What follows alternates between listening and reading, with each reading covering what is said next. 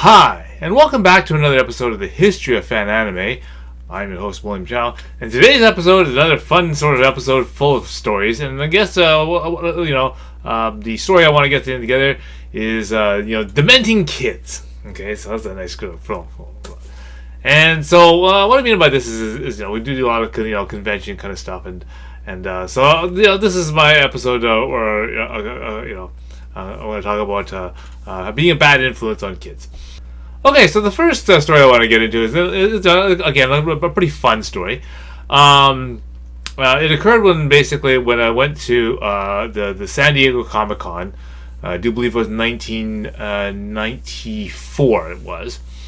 And basically, we're staying in Comic Con for the weekend. So basically, we want to go out and get some supplies and some snacks, some drinks, and that kind of stuff, so that we can watch, have stuff to eat while we're at the hotel, and not always have to use like room service or eat at restaurants all the time.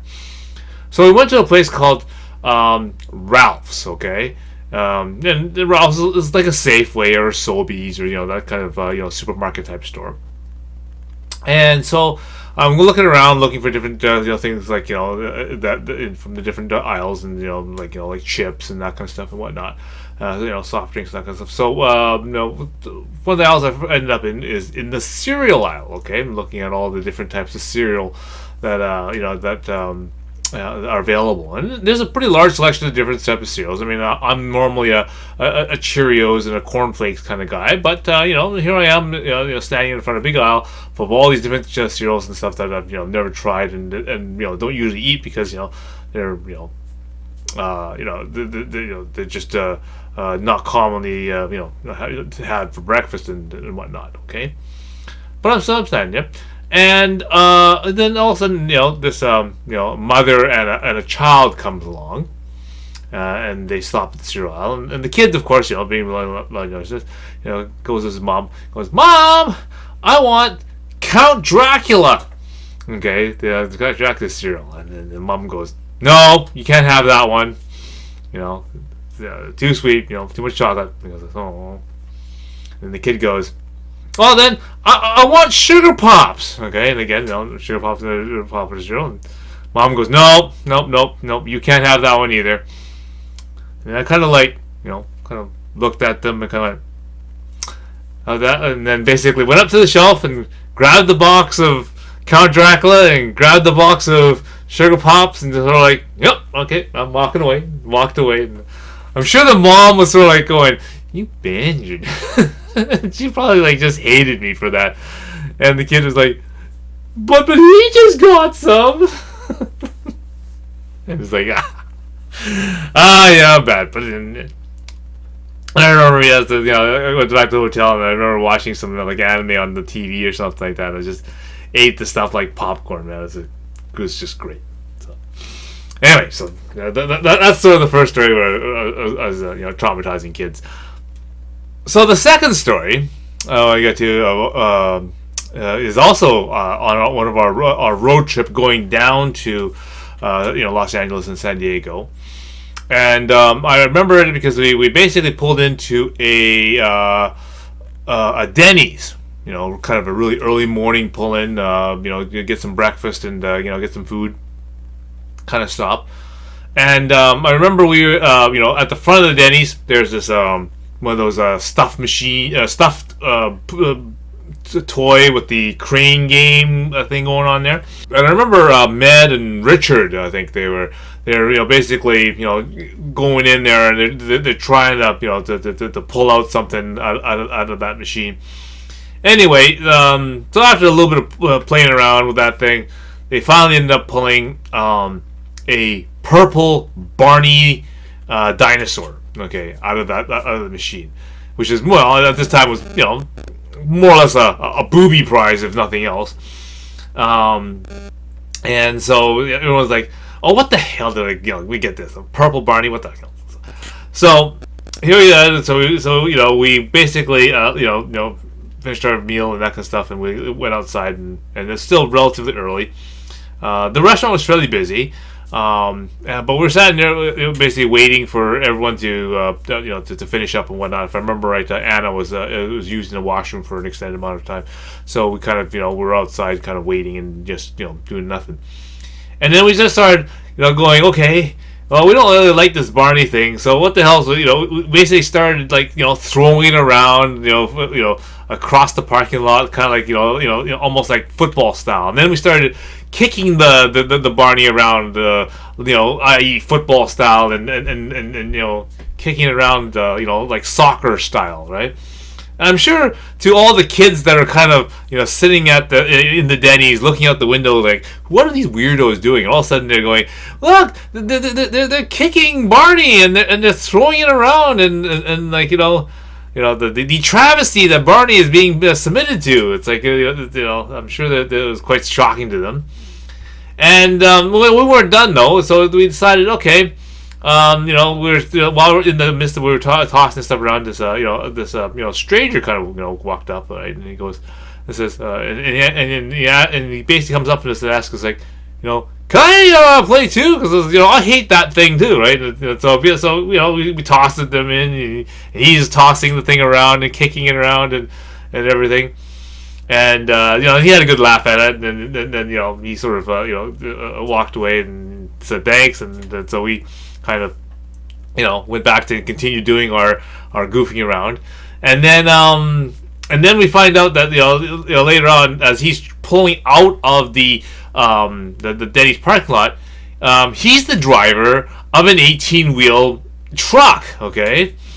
And he's getting ready to pull out. So of course, like we usually do with with hockey nets, we go a truck, and so we had to move aside, and then we realized, oh, he's the driver of an 18-wheeler, right? So as he's driving by, kind of driving up to us, one of us decides, hey, let's wave him down. So we waved him down a little bit, and we took the Barney and we set it down in front of the truck, okay. So then basically, as the truck came by, he ran over the Barney with his 18-wheeler, and basically watched all the wheels just roll over this thing. So I'm sure to the kids that are inside, the Denny's watching all this, going, "Oh my God, the truck ran over Barney!" So basically, then after we ran the Barney over with the 18-wheeler. And then Anna came out of the restaurant, and then we decided, okay, we'll get ready to leave, and so we're getting ready, and we're piling back into our rental van. And then we thought, the front of the van, of course, if you've ever been on a road trip, you ever look at the front of your car, especially where the air intake grill is on the front of your car, it's just covered with dead bugs and splat and all that stuff from all the insects that get in front of your car as you basically run through it along the highway. And so we thought, wow, this is perfect. So then we basically went back into the car. We grabbed a piece of zap strap, okay, and we basically zap strapped the Barney to the front vent of of our van. So basically, it'll be sitting there, catching bug splat as we basically roll down the highway. And so that was basically our entertainment for the few bucks that it cost to basically use the crane game on the Barney. So it was a bit of fun for something that what turned out to be pretty much a booby prize. Okay, so the last story I want to get into is I want to sort of mention it in briefing before, but basically it was during the Anime Expo.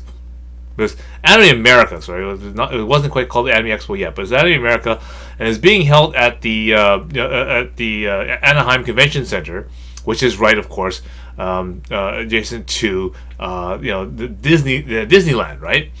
So again, a lot of the hotels that were doing the convention were also connected to the to Disneyland. So a lot of us bought the special pass, which allows you to go into Disneyland.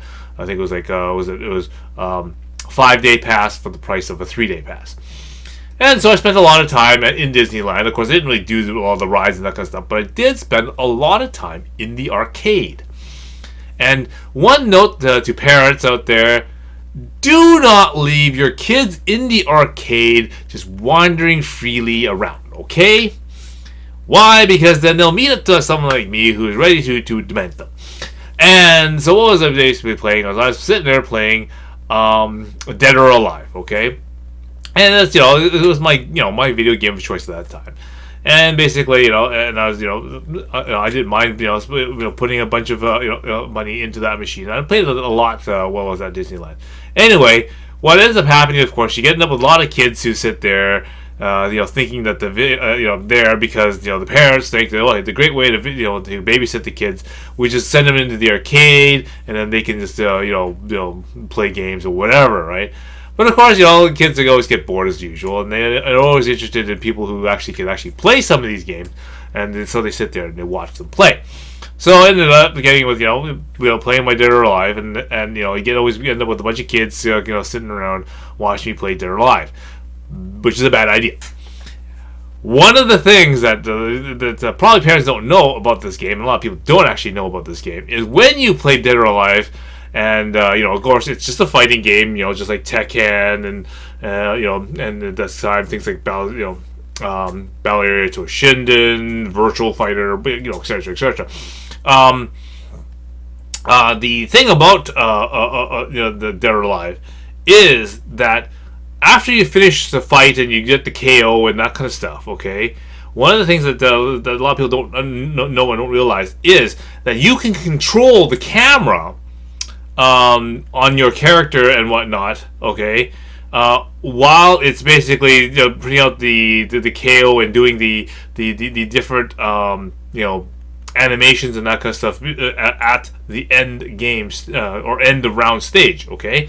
So one of the things that I always especially when the kids are watching, is the joystick controls the left, right, up, and down of the actual camera. Okay, the camera angle that you do, and the buttons control the zoom in and zoom out. Okay, so one of the things that I always you try to do, just to stick it and be facetious, is to position the camera for the under the skirt shot of the characters like especially like Katsumi or Ayane or whatever, to basically zoom in the camera and then do the zoom in zoom out effect. Okay, and of course a lot of the kids were kind of like surprised that you can do this and these little angles, these little this little trick that you can do.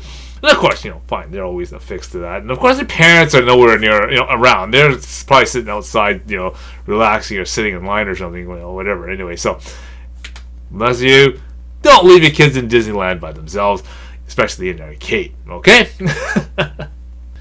So, what you want to do is you want to go down below, click like, and click subscribe, and then you can get more these convention stories. And of course, I got some other ones coming up really soon. So basically, you want to basically click and like and then subscribe so that you'll get notifications of when those will happen. All right, but until next time, see you again.